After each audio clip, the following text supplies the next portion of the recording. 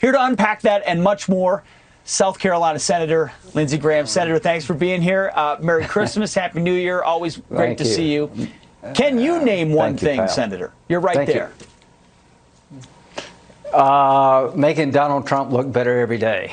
I don't know. No, not really. When you look at it, the problem, Pete, is that the left, the radical left, has Biden in a box. He can't make the adjustments on the border he needs to secure the border. Remain in Mexico is imposed by the courts, and he can't change his border policy because the left won't let him. He can't expand drilling for oil and natural gas here at home to become energy independent again because the left won't let him. And when it comes to foreign policy, it's not a left problem. He's just incompetent. He's been wrong about everything for 40 years.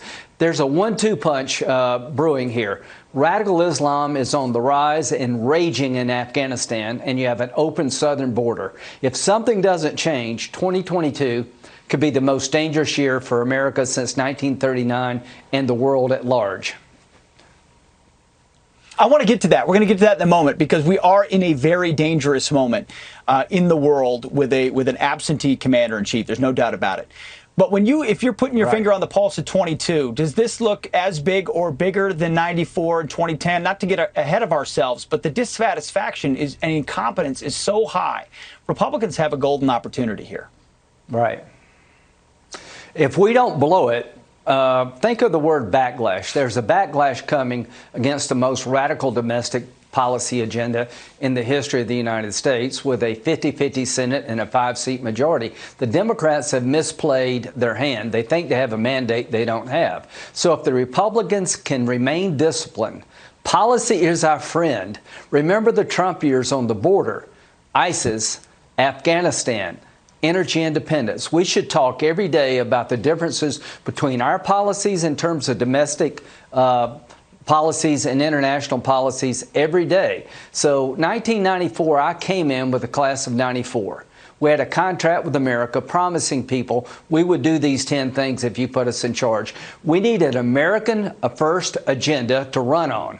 They suck as part of the deal, but we need to be for things. Secure the border, finish the wall, rebuild the military, become energy independent again. So I'm looking for an American first agenda led by Donald Trump that we can run on as a team and point out the flaws of the Biden agenda, and we will clean their clock. In 1994, we won 73 seats to take over the Congress, the House, for the first time in 40 years. If we play our cards right, we will exceed that.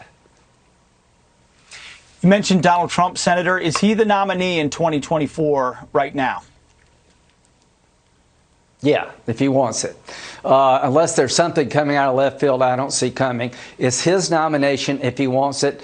The Republican base appreciated him. We don't appreciate all the things he does sometimes. But from a policy point of view, he was the most successful president. From a conservative's point of view, since Ronald Reagan, it is his nomination if he wants it. And he will be in the White House in 2024 if he runs a disciplined campaign. And what he should do, in my humble opinion, is remind people how he secured the border, how he took the fight to ISIS, destroyed the caliphate, how we were so much better off internationally. The Iran deal is a nightmare in the making for Israel.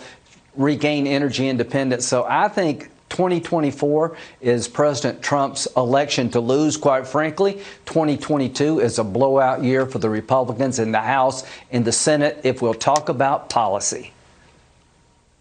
Real quick, we've got about a minute left. You mentioned, November 2022. We both did. Yeah. It's a long ways off. Our enemies are looking at us right now. Once the Beijing Olympics are open, if we participate or not, once they're done, the world could look much different. What is the national security reality we're facing right now? That the Iranians are not going to go back to the table in good faith. They're going to try to break out and dash toward a bomb, and Israel's going to be in a box. They're going to have to use military force. And the question for me, are there any red lines for America? We should come up with red lines regarding the Iranian nuclear program and tell the Ayatollah, if you cross them, we're coming after you, not just Israel. I worry about Putin and Ukraine, China and Taiwan, and it all started with Afghanistan. Pete, thank you for all you have done to remind Americans of our obligation to help those left behind. Thank you for your service. Happy New Year, but we're going into a dangerous time, the most dangerous time, I think, since the 1930s. Yeah, we sure are. Senator Graham, thank you so much.